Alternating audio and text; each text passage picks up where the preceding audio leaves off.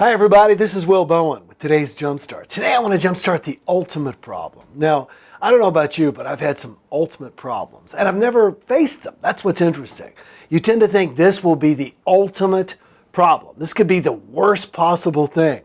And yet when you face them, you find out there is no ultimate problem. You get through everything.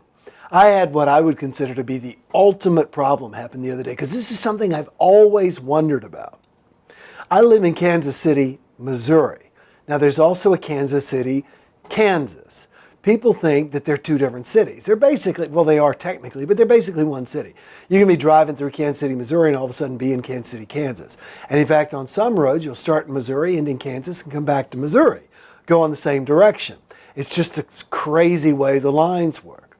The point I'm trying to make is that driving these lines and between the two states, they're very different laws. In Missouri, we don't have many toll zones.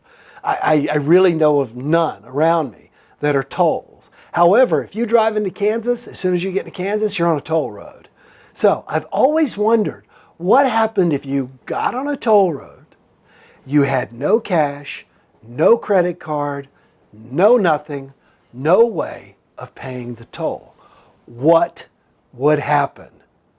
Well, I got to find out exactly what would happen because I landed in a city to do a speech, rented a car, had to drive 90 miles, and I got on this highway following along with my GPS, and the GPS on my phone said, go this way, blah, blah, blah, this is the quickest way. It also said toll. Well, I didn't notice that.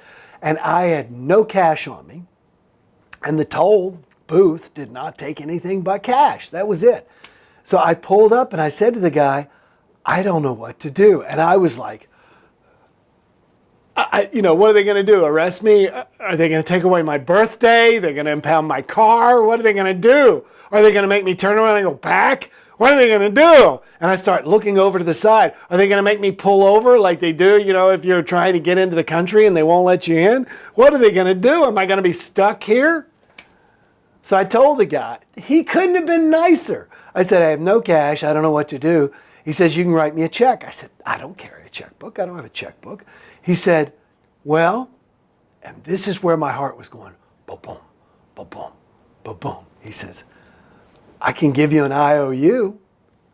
I said, what? He said, yeah, give me a second. So they have a form, and he came out, copied down the license plate number of the rent-a-car, got my driver's license. People behind me weren't happy, but I was like, this isn't that big of a deal. So the point I'm trying to make is, what is the ultimate problem you're worried about in your life? You know what the thing is? You'll make it through it. Hopefully you'll never face it. Hopefully you'll never face it. The death of a child. And yet they found that people who lose a loved one 6 months later, their level of happiness is the same. That's not to say that the loss doesn't leave a huge hole. But for most people, they're about equally happy. If they get a divorce 6 months later, they're usually 6 months to a couple of years after they're over the trauma. The same is true with the loss of a loved one. They're equally happy.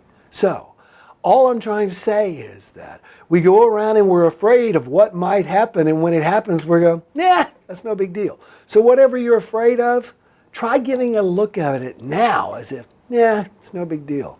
I'll handle it if and when it comes. Chances are it never will, and if it does, it won't be as big of a deal as you think. Enjoy today. We'll talk tomorrow. Bye-bye.